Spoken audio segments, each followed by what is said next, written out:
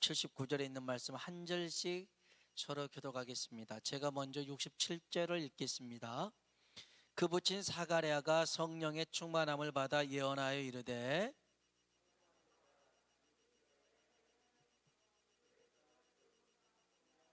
우리를 위하여 구원의 뿔을 그 종 다윗의 집에 일으키셨으니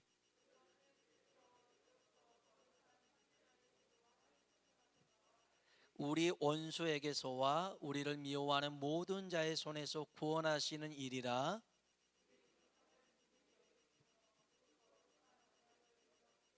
곧 우리 조상 아브라함에게 하신 맹세라. 종신토록 주의 앞에서 성결과 의로 두려움이 없이 섬기게 하리라 하셨도다.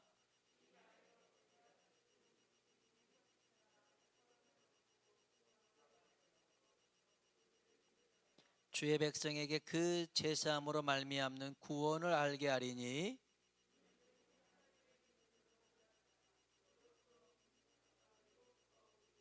같이요.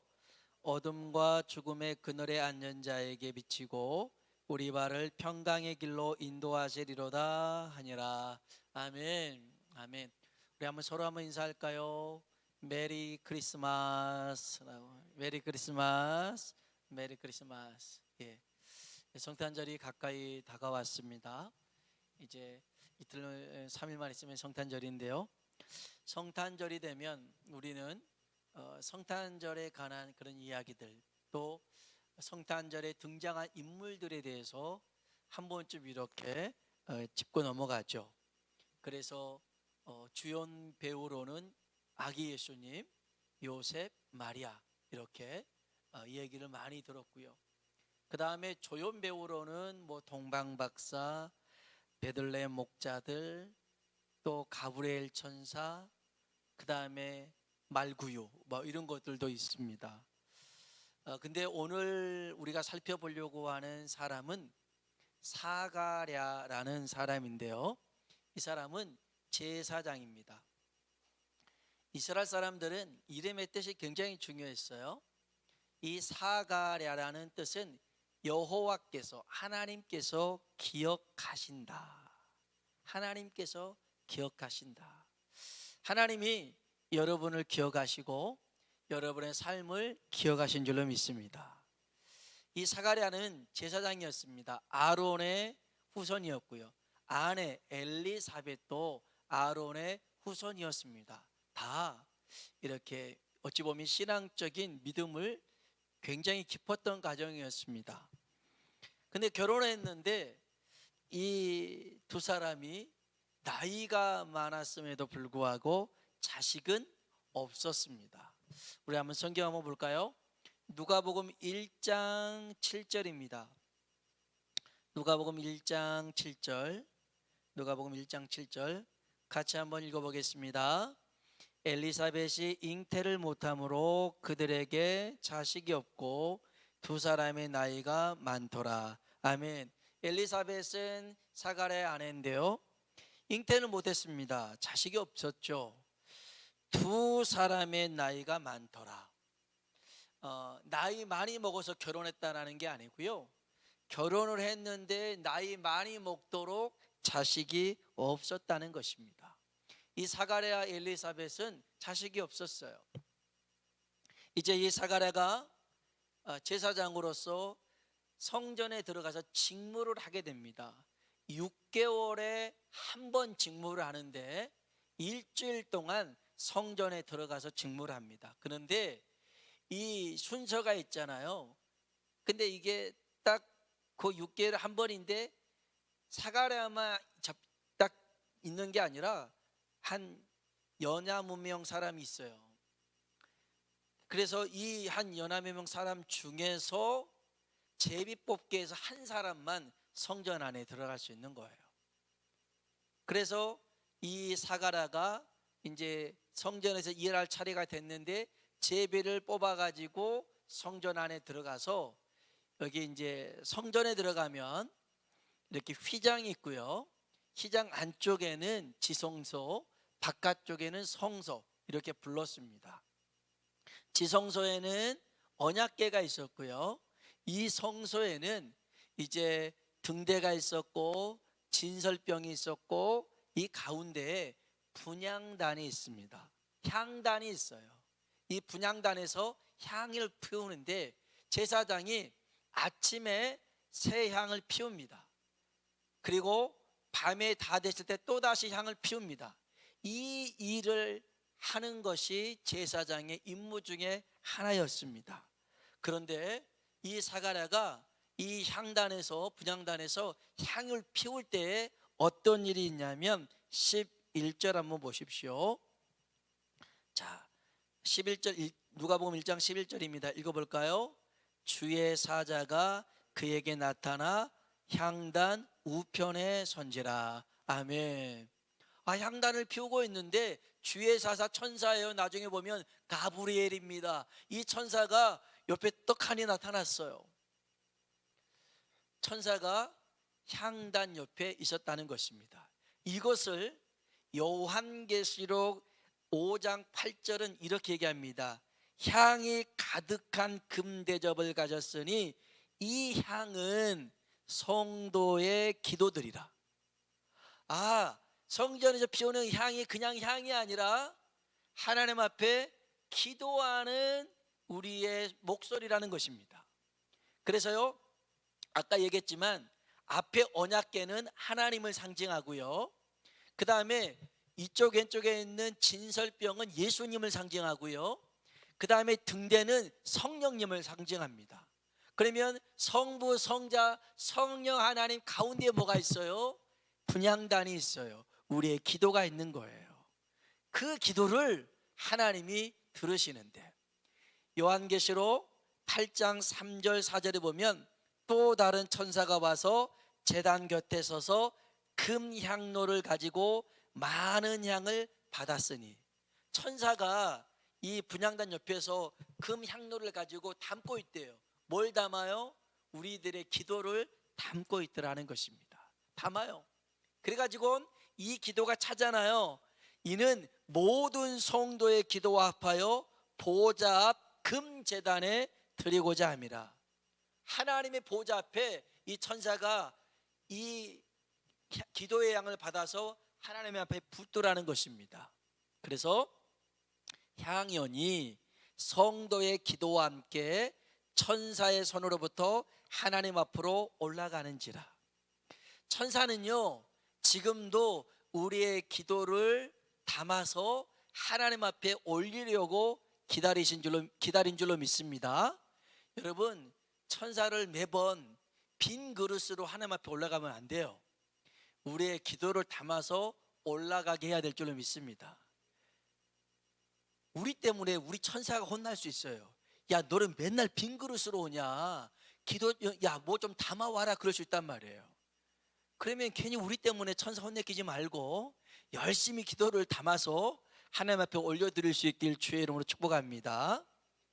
그래서 이 기도를 이렇게 하나님이 들은데요, 이 주의 사자 천사 가브리엘이 이 사가랴에게 응답을 해주는 말이 있어요. 하나님의 응답을 그에게 해주는데 볼까요? 자, 누가복음 1장 12절과 13절입니다. 1장 12절 13절 읽어봅시다. 사가랴가 보고 놀라며 무서워하니 천사가 그에게 이르되 사가랴여,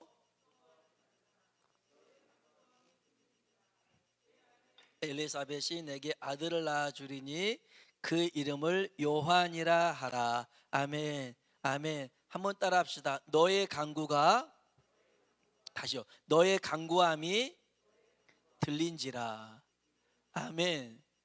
너의 간구함이 들린지라. 사가랴가 뭐 했다는 거예요? 기도했더라는 겁니다. 너의 간구함이 들린지라 내 아내 엘리사벳이 내게 아들을 낳아주리니 그 이름을 요한이라 하라. 그러면 이 사가랴는 뭘 위해서 기도했더라는 거예요? 자식을 위해서 기도했더라는 거예요. 아까 얘기했잖아요. 나이가 많았다니까요. 아브라함 사람만큼은 아니었지만 나이가 많이 먹었어요. 그래도 이 사가랴는 기도하는 것을 포기하지 않았더라는 것입니다. 여러분, 이거 굉장히 중요한 것입니다. 우리가 하나님 앞에 기도하는 것을 포기하지 않는 게 믿음이고요. 하나님이 포기하지 않았는데 우리가 먼저 포기하는 것은 불신입니다. 믿음이 없는 거예요. 하나님이 여전히 부르짖어라, 내가 내게 응답하겠다 라고 말씀하신다면 우리는 부르짖어야 될 줄로 믿습니다. 아이고, 시간이 오래됐잖아요. 10년이 지나고 20년이 지났는데 지금 기도한다고 되겠어요? 아니, 해봐. 하나님이 하라고 말씀하시면 그때가 응답의 때인 줄로 믿습니다. 근데 대부분의 사람들은 어떤 마음을 갖냐면, 그래 10년 지났는데 20년 지났는데 안 달라지잖아, 변한 게 없잖아, 그러니까 이제는 포기해. 그러니까 역사가 없는 거예요. 사가라는요, 너의 간구함이 내게 들린지라 기도했더라는 거예요. 그래서 내 아내 엘리사벳이 내게 아들을 낳아주리라. 그 아들은 누굽니까? 요한인데 통상적으로 세례 요한이라고 얘기합니다. 이 세례 요한은 예수님보다 6개월 먼저 태어났어요. 그러면서 아주 중요한 사역을 합니다. 이따 보겠습니다만은, 아무튼 간에 이렇게 이 엘리사벳이 임신을 하게 되었고요, 6개월째 됐을 때 마리아, 예수님의 모친 마리아가 이 엘리사벳을 찾아옵니다. 엘리사벳과 이 마리아는 친척이었어요. 친척. 그러니까 세례 요한하고 예수님도 친척이었겠죠. 아무튼 이 친척간이었는데, 이 마리아가 엘리사벳에게 딱 오니까 그때 이제 뱃속에 있는 아이가 6개월이었단 말이에요. 세례 요한이. 그러더니 예수님의 어머니 마리아를 보면서 얘가 갑자기 뛰기 시작한 거예요. 쿵쾅쿵쾅쿵쾅 신났어요. 어떻게 그렇게 알아봤는지. 그러면서 그 순간에 또 엘리사벳도 성령의 충만함을 힘입고요, 둘이서 석 달을 같이 있다가 이제 마리아는 내려가고 엘리사벳이 해산하에서 아들을 낳는데 그가 세례 요한입니다. 세례 요한이에요. 그래서 이제 세례 요한이 태어났을 때 이 사가랴가 성령의 충만함을 받아요. 그리고 예언을 합니다. 오늘 우리가 읽었던 본문 누가복음 1장 67절로 79절은 이 사가랴 제사장이 예언한 내용인데, 예언은 두 가지입니다. 하나는 구원의 주 예수님에 대한 예언이고요, 또 하나는 구원의 종 세례 요한 자기 아들에 관한 예언입니다. 그 예언을 하는데, 먼저 구원의 주에 관한 예언을 한번 볼까요? 우리 누가복음 1장 68절 말씀 읽어보겠습니다. 찬송하리로다 주 이스라엘의 하나님이여, 그 백성을 돌보사 속량하시며. 아멘. 그 67절에는 그 붙인 사가랴가 성령의 충만함을 받아 예언하여 이르되, 예언하는데 첫 번째 구원의 주에 대해서 예언합니다. 찬송하리로다 주 이스라엘 하나님이여, 그 백성을 돌보사 뭐 하셨다고요? 속량하셨다. 속량이라는 말은 값을 지불하고 자유케 했다. 노예가 있는데요, 이 노예의 주인에게 값을 지불하고 노예를 자유하게 한 겁니다. 우리나라에도 노비들이 있었잖아요. 그 노비들이 있었는데 어떤 사람이 노비 문서를 사가지고 불태워버리고 노비에게 넌 이제 자유다 라고 하는 거와 같아요. 하나님이 우리를 속량하셨대요. 값 주고 우리를 구원하셨다는 겁니다. 근데 그 값이 얼마냐면, 성경 한번 볼게요. 시편을 보십시오. 시편 49편입니다. 시편 49편. 시편 49편입니다. 시편 49편 7절 8절 볼까요? 시편 49편 7절 8절 같이 한번 읽어봅시다. 아무도 자기 형제를 구원하지 못하며 그를 위한 속전을 하나님께 바치지도 못할 것은 그들의 생명을 속량하는 값이 너무 엄청나서 영원히 마련하지 못할 것임이니라. 아멘. 이 세상에 어떤 부자도 자기나 자기 형제를 구원하지 못하는 것은 속전이 뭡니까? 값을 주고 사는 겁니다. 그러니까 죄값으로 하나님 앞에 벌을 받아야 될 사람이 있다면 그 사람을 건져내기 위해서 엄청나게 많은 돈을 줘도 하나님이 그 값을 다 치르지 못한다는 겁니다. 그들의 생명을 속량하는 값이 너무 엄청나서 영원히 마련하지 못한다는 겁니다. 우리의 죄값을 지불하기 위해서 10억이 아니라 100억이 아니라 1000억이 아니라 이 세상에 있는 어떤 돈을 가지고도 우리를 죄에서 벗어나게 할 수 없더라는 것입니다. 그런데 베드로전서 1장 18절로 19절에 보면 너희가 속죄를 얘기하는 겁니다. 너희가 대속함을 받은 것은 은이나 금같이 없어질 것으로 된 것이 아니요 오직 흠없고 점없는 어린 양 같은 그리스도의 보배로운 피로 된 것이니라. 아멘. 여러분, 우리가 구원받는 것은요 예수 그리스도의 그 피로 값을 치르고 우리를 구원한 줄로 믿습니다. 이 값은요 이 세상의 어떤 것으로도 다 매길 수가 없어요. 5만 원짜리 막 트럭으로 갖고 와도 안 되는 거예요. 수조 원, 수백조 원을 가지고 와도 내 죄를 해결할 수가 없대요, 하나님 앞에서는. 그런데 우리를 우리의 죄에서 속량하시려고 예수님이 이 땅에 오셔서 그 값을 지불한 줄로 믿습니다. 그러기 위해서 예수님이 오셨다는 것입니다. 그 예수님을 지금 사가랴는 찬양하고 있는 거예요. 우리를 죄에서 구원하신 예수님을 찬양하는 우리들이 되길 주의 이름으로 축원합니다. 두 번째로 이 사가랴가 구원의 주에 대해서 어떻게 예언하냐면 우리 71절 누가복음 1장 여기 앞에도 있습니다. 누가복음 1장 71절 같이 한번 읽어보겠습니다. 우리 원수에게서와 모든 자의 손에서 구원하시는 일이라. 아멘. 주님이 하시는 일입니다. 우리 원수에게서, 우리를 미워하는 모든 자의 손에서 구원하십니다. 우리 주님은 원수의 손에서 우리를 벗어나게 하실 줄로 믿습니다. 새 사냥꾼의 올무가 있습니다. 사냥꾼이요 새를 잡으려고 올무를 곳곳에 둡니다. 짐승을 잡으려고 곳곳에 덫을 놓습니다. 그런데 못 모르고 가다가 덜컥 잡힐 수 있는 게 우리들입니다.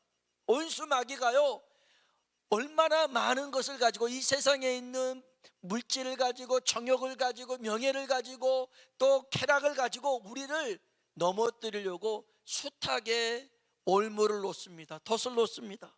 그런데 그때마다 어떻게 주님이 아셨는지, 우리가 이쪽으로 가면 덫에 걸릴 것 같으면 살짝 우리로 옮기시고, 이쪽으로 가면 빠져들 것 같으면 이렇게 살짝 옮기시고, 할렐루야.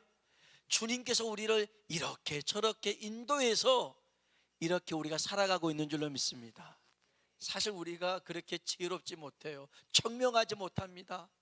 우리는 연약하니까, 우리는 부족하니까.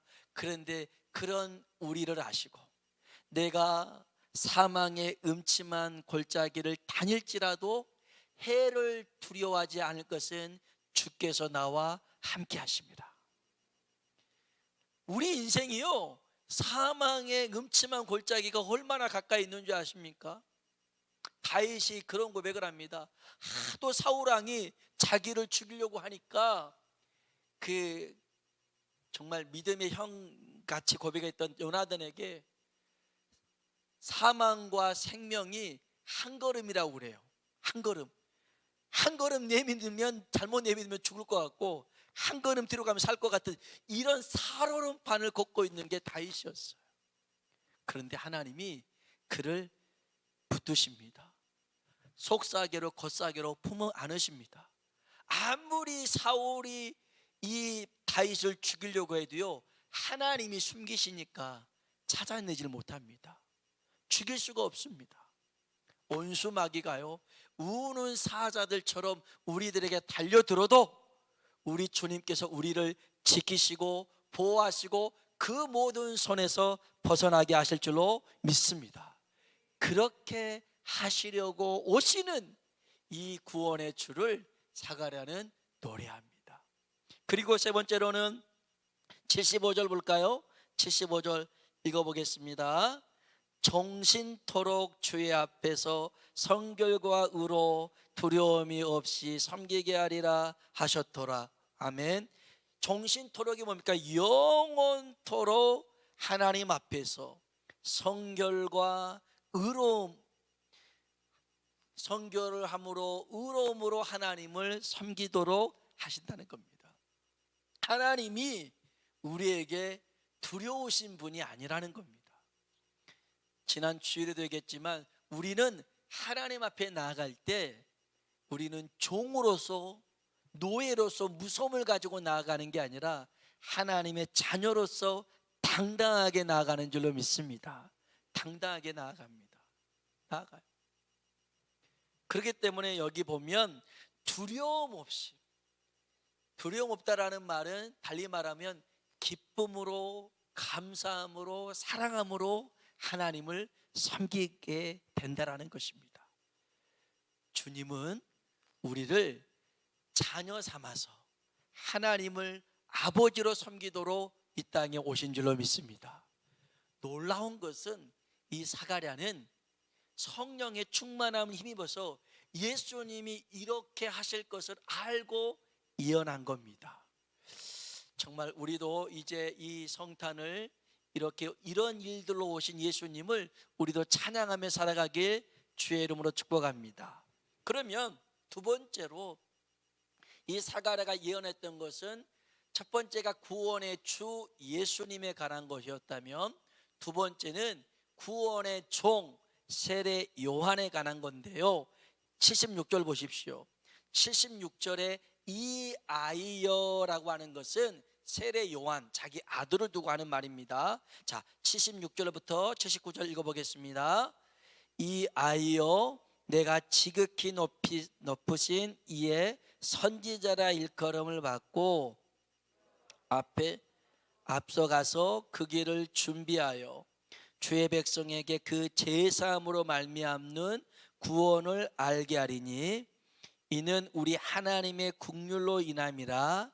이로써 돋눈해가 이로부터 우리에게 임하여 어둠과 죽음의 그늘에 앉은 자에게 비치고 평강의 길로 인도하시리로다 하니라. 아멘.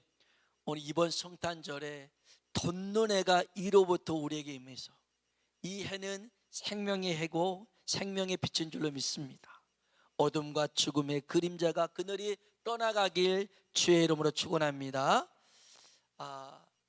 이 세례 요한 자기 아들에 대해서는 이미 이 사가랴가 예전에 가브리엘을 통해서 들은 바가 있어요.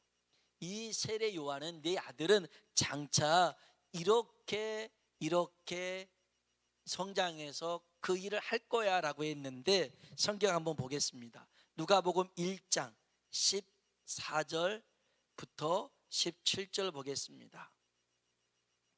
누가복음 1장 14절로 17절, 이게 세례 요한에 관한 얘기입니다. 14절로 17절 읽어보겠습니다. 너도 기뻐하고 즐거워할 것이요 많은 사람도 그의 태어남을 기뻐하리니 이는 그가 주 앞에 큰 자가 되며 포도주나 독한 술을 마시지 아니하며 모태로부터 성령의 충만함을 받아 이스라엘 자손을 주 곧 그들의 하나님께로 많이 돌아오게 하겠습니다. 그가 또 엘리야의 심령과 능력으로 주 앞에 먼저 와서 마음을 자식에게 거스리는 자를 의인의 실기에 돌아오게 하고 주를 위하여 세운 백성을 준비하리라. 아멘. 아멘. 엘리야의 심령, 엘리야의 그 애끓린 마음과 엘리야의 그 능력을 가지고 이스라엘 백성들을 다 주님 앞으로 이끄는데 쓰임받는 도구가 되겠다는 것입니다. 이 세례 요한은 아까도 얘기했지만 예수님보다 6개월 먼저 태어났지만 사역은 그보다 훨씬 빨리 했어요. 빨리 했습니다. 나중에 기회가 되면 보겠지만 이 세례 요한은 아버지가 제사장이니까 자기도 가만히 있어도 제사장이 될 수 있으나 그 자리를 버려두고 저 빈들로 강야로 가서 거기서 낙타 털옷을 입고 메뚜기 잡아먹으면서 그냥 하나님 앞에 진실하게 그렇게 살다가 말씀이 임하여서 그가 성령의 충만함을 받고 그는 자신을 뭐라고 소개하냐면 우리 마지막으로 성경 한 구절 보겠습니다. 누가복음 3장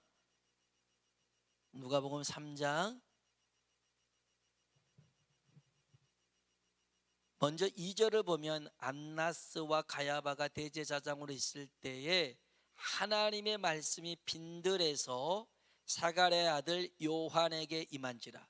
빈들에 있는 세례 요한에게 말씀이 임했어요. 그래서 3절부터 6절 읽어봅시다.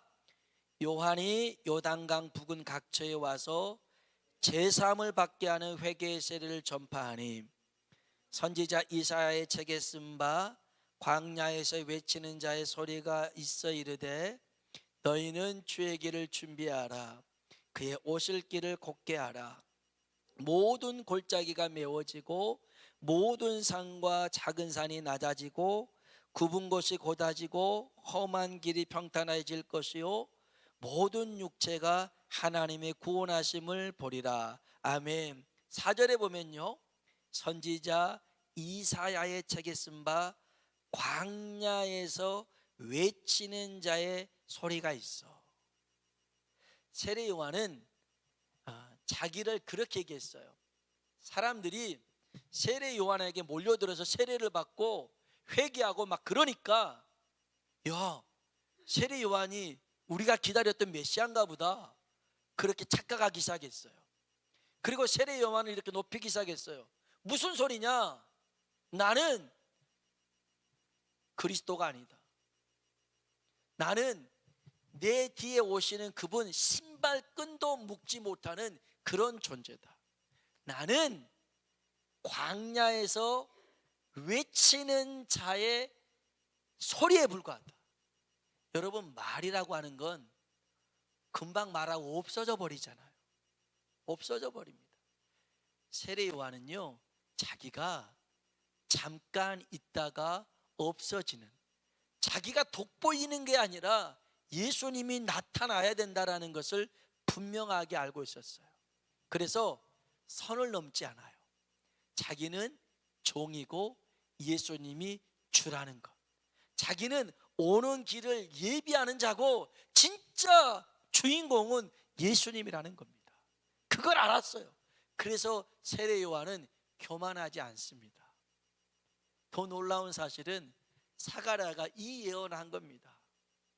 이 아이여 광야에 외치는 자의 소리가 될지어다. 자기 아들인데 자기 아들 잘나는 거 좋잖아요. 내 자식이 잘 되는 거 좋잖아요. 내 자식이 뭐 좋은 대학 가고 그 다음에 뭐 인기 있고 막 그러면 얼마나 얻기 힘들어 가겠어요. 그런데 사가랴는 이 아들이 아무리 잘해도 너는 구원의 종에 불과해. 너는 구원의 주가 아니야. 구원의 주는 이따가 오실 거야. 그래서 사가랴는요 이렇게 예언할 뿐만 아니라 이 세례 요한에게 분명하게 얘기를 합니다. 귀에 못이 박도록 얘기할 것입니다. 너는 광야에 외치는 자의 소리야. 말에 불과해. 너는 네 뒤에 오시는 분 길을 닦는 사람이야. 우리 예전에 그 사극 보면 그 대감님들이 이렇게 어깨에 막 이렇게 그 의자 같은 거 메고 타잖아요. 또 말 끌고 오잖아요. 그러면 앞에서 쉬 물러가라 섰가라 뭐 영의정대가 나가신다 그러잖아요. 그런 존재가 세례 요한 너야. 너는 앞에서 쉬 물러가라 그렇게 말하는 존재지 네가 영의정이 아니야 라는 겁니다. 그걸 분명하게 얘기해 줬어요.